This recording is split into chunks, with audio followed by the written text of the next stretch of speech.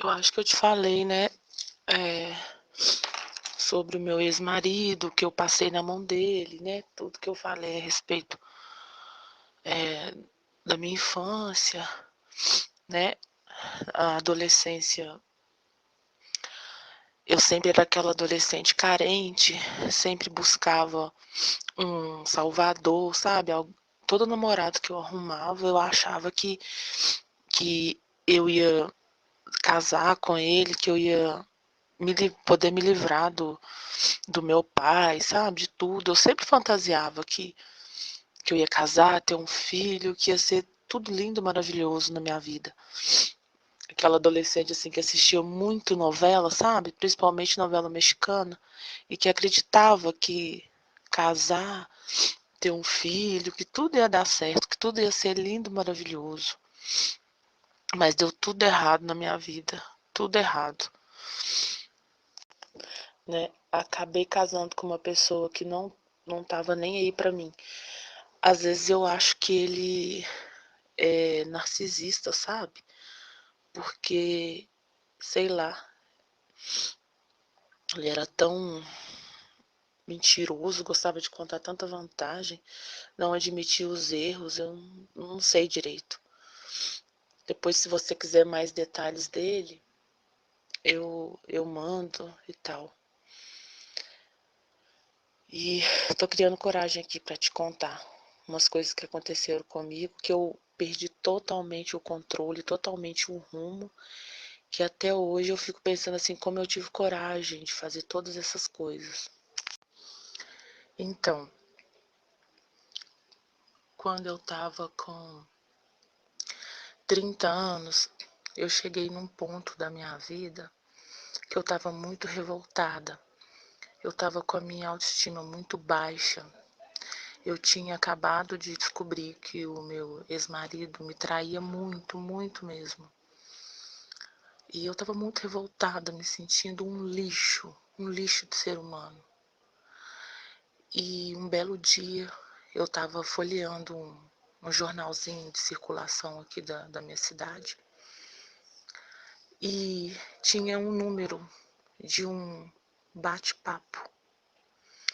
E eu fiquei curiosa e acabei entrando nesse bate-papo.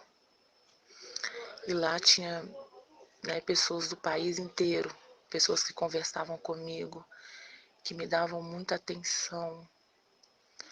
Aí você já pode imaginar o que aconteceu. O meu ex-marido trabalhava noite sim, noite não. Então, à noite que ele estava no trabalho, eu aproveitava para ficar quase a noite toda nessas ligações. E lá eu tinha um nome, né, fictício. Os homens perguntavam como que eu era. Aí eu falava, não, eu sou linda, sou isso, sou aquilo, né? Inventava umas histórias e tal. Ou então começava a contar realmente as coisas que eu tinha passado para as pessoas, sabe? Gente que nunca tinha visto na minha vida. Eu contava tudo, eu chorava muito. E eu comecei a ter um fetiche pelas vozes, principalmente sotaque de São Paulo. Me apaixonava pelo sotaque, assim, deles. E tinha as salas de bate-papo e tinha um reservado também, né? Uma sala privada que ficava só você e a pessoa que você queria. E lá rolava de tudo, né? Rolava muita besteira, muita putaria. A gente falava uma coisas um pro outro, masturbação, era uma coisa assim de louco. Tinha noites que às vezes eu nem me masturbava direito. Às vezes, por exemplo, já tinha me masturbado, aí já estava satisfeita, mas eu ficava indo pro reservado com um monte de homem, só pra, só pra ter aquele prazer de saber que o homem estava excitado comigo, sabe? Parece que eu queria provar pra eu mesma que eu podia, que eu tinha capacidade de seduzir alguém. E o pior que eu comecei a fazer algumas amizades lá, comecei a ficar conhecida, né? Lógico, com o nome fictício. Cheguei a ser voluntária lá. Ficava tomando conta das salas, né? O dono do bate-papo chegou até me chamar para ser monitora. Então eu era bem conhecida lá e tal. E eu acabei conhecendo pessoas pessoalmente. Inclusive o meu marido, meu atual marido, eu conheci lá. Mas lá eu, a princípio, tinha uma amizade com ele, só amizade mesmo. E ele não sabia de nada dessas coisas, não. Que eu tinha envolvimento lá com as pessoas, nada. A gente era só amigo mesmo. Eu, né, na época não sabia que um dia eu estaria casada com ele. E aí eu acabei conhecendo muita gente pessoalmente, daqui da minha cidade. E acabei indo para motel com essas pessoas. E comecei a ficar viciada nisso. Eu fiquei assim, totalmente viciada. Tanto nas ligações, quanto para marcar encontro. Para você ter uma ideia, a loucura que eu cheguei, tinha dias que eu ligava no bate-papo e eu queria porque queria uma pessoa para aquele dia. Assim, acabava de conversar com a pessoa, aí eu estava, por exemplo, perto da hora de eu sair para o trabalho, eu marcava com a pessoa, tal lugar assim, assim. Tipo assim, não sabia nem quem que era a pessoa, não estava nem aí.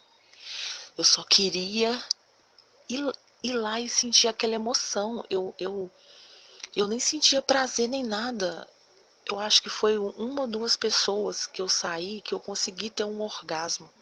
O resto foi uma porcaria, foi uma merda. Mas aquele prazer da aventura, sabe? Aquela coisa assim foi me viciando. Eu não entendia. E ao mesmo tempo, eu tava com tanta raiva do meu ex-marido que eu, sabe, já não tava mais nem aí com nada. Eu só queria sentir esse prazer, esse gosto, sabe? E eu acabei mantendo contato com alguns homens e tal. E teve um cara em especial, sabe? Que eu vou falar dele já já. Mas eu não tava nem aí. Saía mesmo, ficava mesmo, não me importava. Podia ser colega de trabalho, pessoa casada. Eu não tava nem aí. Eu, eu, eu queria, sabe, sentir essa emoção. E depois vinha aquele vazio horrível. Mas um vazio tão grande que eu não conseguia preencher. E eu percebi assim que eu comecei a ficar sem limite. Eu já não tinha limite, sabe? Às vezes eu fazia coisas que eu não estava nem um pouco afim. Mas eu não sabia o que que me levava a fazer isso. Eu tinha que fazer. Eu corri muitos riscos. Para você ter uma ideia, uma vez eu fui numa favela, numa cidade vizinha aqui, um lugar super perigoso. Eu fui lá encontrar um rapaz de 18 anos. O barraco que o rapaz morava era assim todo sujo, sabe? Uma coisa horrorosa. Mas eu dei tanta sorte que o rapaz era gente boa, não era bandido nem nada, entendeu? Me tratou super bem e tal. E eu nem não consegui ter orgasmo nem nada, mas queria estar ali, sabe? Me sentir importante, sei lá. Eu não sei explicar, mas eu me arrisquei muito mesmo, assim, sabe? Me arrisquei demais. Não, pra você ter ideia, teve uma vez que eu fiquei com um cara casado, né? Um dos muitos que eu ficava. E a mulher do cara descobriu meu WhatsApp, menino. Ela me ameaçou, falou que ia me matar, ia me esfaquear, sabe? Eu passei apertada. Eu passei apertada mesmo. E fora assim, teve vezes que a camisinha estourou e eu fiquei apavorada com medo de pegar alguma doença. Mas mesmo assim eu não conseguia parar. Era uma coisa assim horrível, horrível mesmo. Teve um rapaz que eu conversava muito com ele. A gente se masturbava muito por telefone, mas a gente nunca se encontrou pessoalmente, porque pelas fotos que ele me mandava, ele era muito bonito. E eu sempre ficava com vergonha dele. E ele tinha umas taras, sabe? Ele falava sobre... Ele tinha tara com travesti, com cavalo. Eu não gostava muito, mas para entrar na brincadeira, eu acabava falando, que eu, né, estava fantasiando, tudo aquilo que ele queria. Ele ficava louco. Eu lembro que ele falava assim, nossa, eu nunca conheci uma pessoa tão, tão sem vergonha como você. Porque eu deixava a minha imaginação fluir, sabe? E acabava agradando ele demais. Era uma coisa assim, muito louca, muito sem sentido. Que eu via, assim, eu pensava, essa não sou eu. Mas por que que eu tô fazendo isso? Teve um rapaz, um dos primeiros que eu conversava. Ele veio aqui na minha cidade para dar uma palestra. Ele é de São Paulo. Só que ele veio muito corrido, né? E ele tá assim, eu quero te conhecer pessoalmente e tal. Aí a louca aqui não tinha nem dinheiro direito, arrumou dinheiro emprestado. Foi parar lá no aeroporto de Confins. E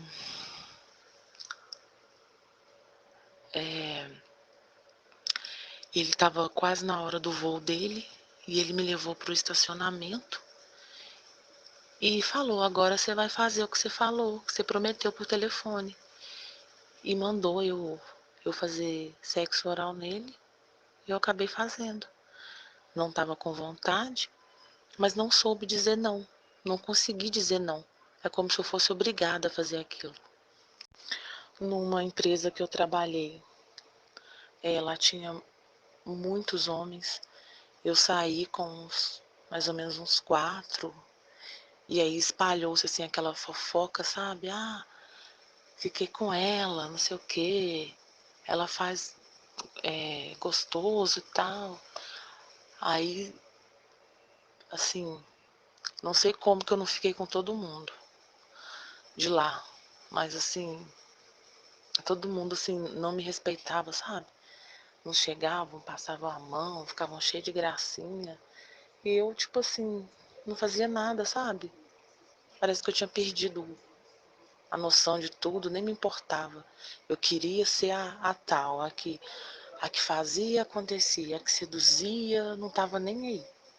Aconteceu assim de, às vezes eu marcar com o cara e o cara falar que não tinha dinheiro e eu pagava o motel. Eu sou uma pessoa humilde, não tenho dinheiro, entendeu? Ganho o salário mínimo e tal. Mas eu fazia de tudo, sabe? Pra poder ir encontrar com a pessoa. E eu chegava lá e eu não sentia prazer nenhum. E eu sempre falava, não faz, eu falava comigo mesmo, não faz isso mais e tal. Mas todas as vezes eu ia e fazia. Era uma coisa assim, horrível, sabe? Teve uma vez que eu tava andando no centro da cidade, aí um cara casado piscou pra mim, aí eu dei uma olhada pra ele assim, aí ele veio atrás, sabe? Me chamou pra ficar com ele. Só que eu tava com vergonha, acabei ficando com vergonha e falei, não, não quero e tal. Não sei, a vergonha falou mais alto. Ai, meu Deus, é tanta coisa. É muita coisa. É coisa demais. Nossa, não sei nem como que eu tô tendo coragem. E eu comecei também a ficar com uns fetiches estranhos. Tinha um cara que eu tinha um contato dele, eu sempre ligava no privado pra ele e tal. Ele é do Nordeste. Uma pessoa assim, mais velha, sei lá, 60, quase 60 anos. E ele sempre me chamava de minha filhinha, sabe? E eu chamava ele de de paizinho, e a gente acabava fazendo sexo por telefone, e eu sentia muito prazer na hora que a gente ficava falando essas coisas. Ele falava que estava abusando de mim, que estava levantando meu vestidinho, que estava isso, que estava aquilo. E aí depois que acabava, eu sentia um nojo de mim tão grande, mas eu sempre gostava de imaginar essas coisas, sabe? Mas eu senti um nojo muito, muito, muito, muito grande depois. Eu não sei se ele falava a verdade. Ele dava a entender que ele era pedófilo, mas assim, eu não, sei lá, não me importava muito porque eu achava que era mentira. Porque esse pessoal de bate-papo, eles inventam muita coisa e tal. Nunca me preocupei se era verdade ou não, entendeu? Mas ele ficava alucinado quando eu conversava essas coisas com ele. Aqui, eu vi um vídeo seu que você falou que tem certas mulheres que elas têm essa coisa de ficar difamando o ex-companheiro. Mas aqui, as coisas que eu falei sobre o meu ex-marido, eu não menti, entendeu? Eu não tenho assim, eu só mentia para não trazer mais problema, né? Ou porque eu tinha que sair escondido. Eu mentia quando eu precisava mesmo mentir. Mas eu não tenho o costume de ficar mentindo, não, tá? Você pode ficar tranquilo que isso tudo que eu estou relatando é verdade.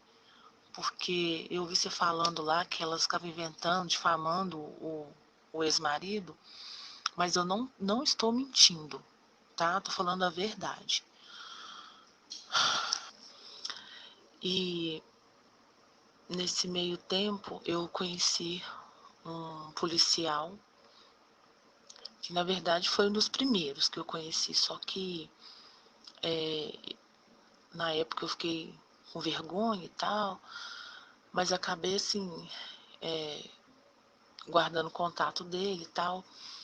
Aí ele tinha mania, às vezes, como ele era policial pertinho da minha casa, às vezes a gente fazia alguma coisa no carro e tal.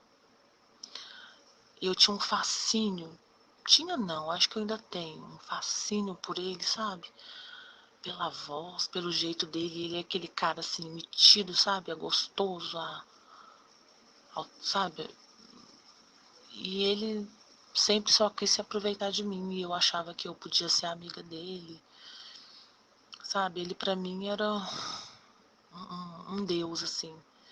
Olhava pra ele com aquela farda, pra mim era uma, sabe, aquela coisa de autoridade, aquela loucura toda. E ele acabou meio que se aproveitando disso. Um belo dia, foi a última vez que a gente se viu, ele falou comigo, tem um colega meu aqui que a mulher dele não tá dando couro, tá querendo te conhecer. Aí eu tava meio assim sem graça, mas acabei indo. Aí você acredita que eu tava lá, né, tentando fazer alguma coisa com o colega dele. Eu entrei dentro da viatura, eles me levaram para um matagal. Aí ele e o sargento desceram e foram lá pro mato. E eu fiquei com esse amigo dele. Só que eu tava tão sem graça, não tava conseguindo fazer direito. Aí ele veio e pediu. Falou assim, aqui, faz no meu amigo, no meu amigo sargento também. E eu não tava com vontade. Falei, não quero. Ele, por favor, pela nossa velha amizade. E eu feito boba, sabe? Fiz tudo que ele pediu. Só que aí a camisinha que o outro cara tava com ela, as três camisinhas estavam vencidas. Aí acabou que eu fiz só oral neles mesmo. Foi uma coisa assim, sabe? E depois eles falaram assim que ia marcar outro dia e acabou que não marcou. Ele meio que me desprezou, sabe? Eu fiquei triste, me sentindo muito mal depois. E teve uma vez também que não sei o que me deu na cabeça. Eu olhei no jornal, eu paguei um garoto de programa desses bem fuleiro mesmo, sabe? Paguei e foi horrível. Foi uma transa horrível. Mas me pergunta por que que eu fiz isso, que eu não sei te responder. E aí, o que que aconteceu? Esse meu amigo, que é meu atual marido, acabou se envolvendo comigo. E eu pensei, assim, né, que tudo tinha se resolvido. Só que, durante o namoro, eu cismava que ele estava me rejeitando e tal. E acabei traindo ele algumas vezes. Inclusive, quando esse negócio que aconteceu aí do policial com os amigos dele, eu já estava namorando com ele. E eu me sinto muito culpada, porque ele é um cara muito bonzinho. Me sinto muito culpada mesmo. Tem 2 anos que eu estou sem traí-lo. E 1 ano que eu tô na igreja, né? E tem 2 meses que a gente meio que, assim, a gente casou, né? No civil, no religioso, porque eu tô na igreja católica, né? Quero participar das coisas e o padre disse que tinha que ser casado na igreja. Mas tem 2 anos que eu não saio com ninguém, cortei relação com todo mundo, entendeu? Tentando me redimir dessas coisas. Meu marido não sabe de nada, totalmente inocente. E uma coisa que está me ajudando também é que eu comecei a tomar fluoxetina, então eu acho que ela corta, né, algumas vontades. Agora eu estou tomando a sertralina, então eu acho que isso me ajudou também. E o fato de eu ter entrado para a igreja. A igreja, assim, foi fundamental, porque eu fui lá no padre, confessei, sabe, contei essas coisas pro padre, tudo. E assim, não falta uma missa, tô firme lá, entendeu? Eu não quero mais essa vida pra mim. Parece que eu tô assim, fui tomando consciência de que isso não é legal, entendeu? Só que às vezes, por exemplo, quando eu saio na rua, às vezes eu vejo um homem assim muito bonito, me dá uma sensação estranha. Mas aí eu me contenho, sabe? Eu penso nos meus problemas, na minha mãe que tá doente, no meu filho, num monte de coisa, num monte de problema. Aí eu vou e tiro isso da minha cabeça. E eu tô me sentindo bem, só que eu tenho medo, sabe? Por isso que eu procurei a ajuda lá do psiquiatra que eu te falei, que eu marquei. Vamos ver o que ele vai falar, né? Eu sempre me achei uma boa pessoa, porque eu sempre tive pena dos animais. Eu tenho uma intolerância muito grande a ver injustiça, pessoas sofrendo, né, algum tipo de dor, principalmente dor física. E hoje eu fico pensando, será que eu realmente era uma pessoa boa? Ou sou uma pessoa boa? Ou isso é tudo por causa do meu transtorno? Porque quando eu vejo um cachorro perebento na rua, eu falto passar mal de dó do cachorro. Uma coisa assim doentia. É uma reação assim muito descompensada, sabe?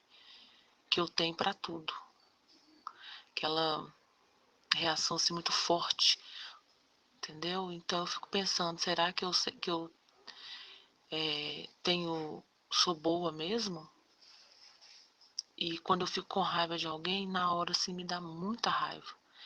Igual você falou num dos seus vídeos, que a pessoa admira muito o outro e de repente ela já perde aquela admiração.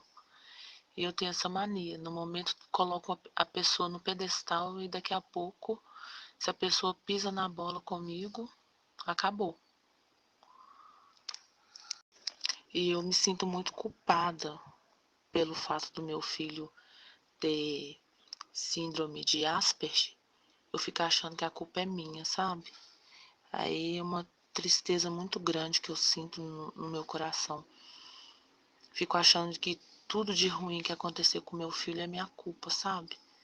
Me sinto mal mesmo, porque meu filho é a pessoa mais importante no mundo pra mim. Então, eu me sinto muito, mas muito mal mesmo com isso.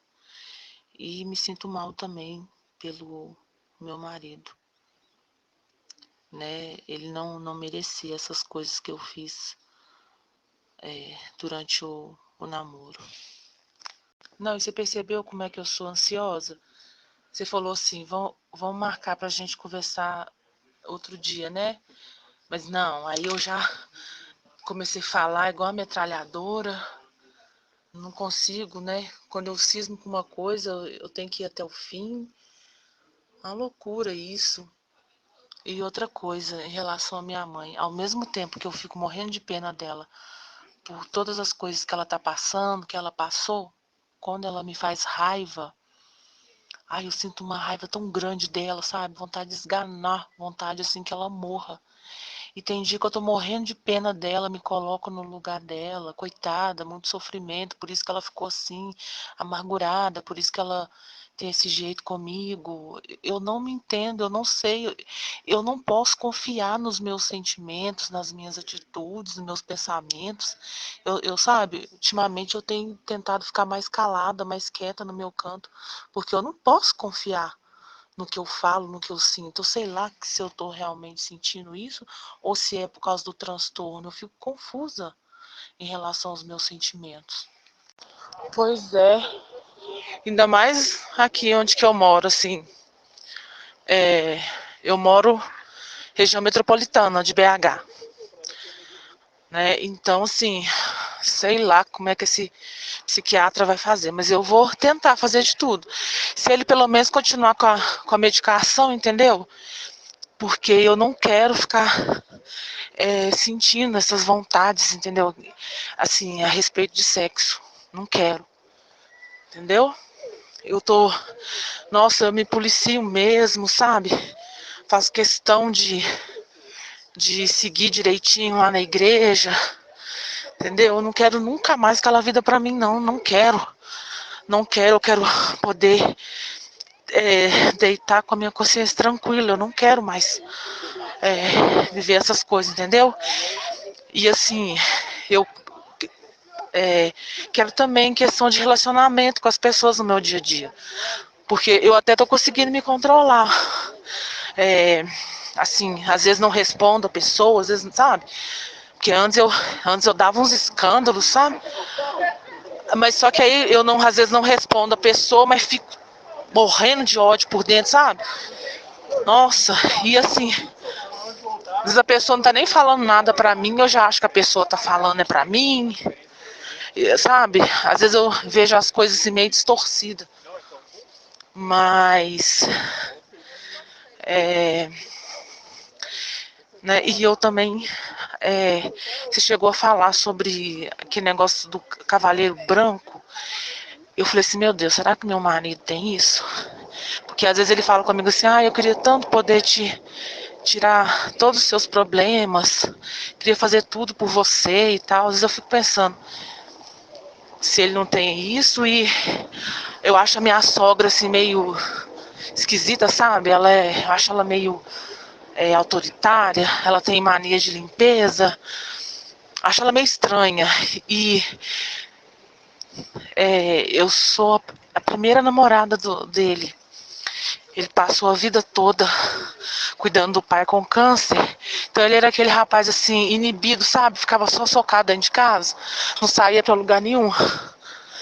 E eu acho, não tenho certeza não, mas eu acho que ele perdeu a virgindade foi comigo. Porque a nossa primeira vez ele estava muito angustiado, não sabia fazer as coisas direito. Então assim, tenho certeza, foi a primeira vez que ele teve relação, foi comigo, entendeu? Os pais dele se separaram, ele era adolescente, né? Aí logo depois o pai adoeceu. E ele é um cara assim, ele não gosta muito de festa. Depois que a gente começou a namorar, eu comecei assim a puxar ele pra ir em festinha de família. E com muito custo, às vezes ele vai. Outro dia a irmã dele falou comigo, nossa, Nunca pensei que meu irmão fosse fazer algumas coisas que ele faz agora, depois que tá com você e tal. E eu acho ele, às vezes, meio filhinho da mamãe, meio inseguro com as coisas, assim, sabe? Às vezes meio preguiçoso, sei lá. Aí eu fico assim, meio preocupada. Assim, nossa, será que... Porque eu vi você falando que a gente se relaciona ou com uma pessoa narcisista ou com a pessoa que é muito boazinha e tal. Eu falei, meu Deus, é a minha história. Eu falei, Jesus, é impressionante. E assim, eu o conheço há 10 anos. Então, antes da gente namorar, eu já sabia a rotina dele, né? Que ele não saía de casa, que ele ficava por conta do pai. Então eu já sabia a rotina dele toda. Inclusive, a irmã dele falou comigo, nossa, nunca vi meu irmão com ninguém. Uma amiga da gente em comum trabalhou para um vizinho dele. Ela me contou que o vizinho achava que ele pensava assim, nossa, será que ele é gay? Porque eu nunca vi ele com ninguém. Mas ele não é gay, não. É porque é a pessoa muito introvertida, sabe? Muito na dela, muito pra dentro. Então ele não... Ele acabava assim, por ficar, sabe? No canto dele. Obrigado, moço. Aí, eu acho que foi isso, entendeu? Ele é muito fechado às vezes.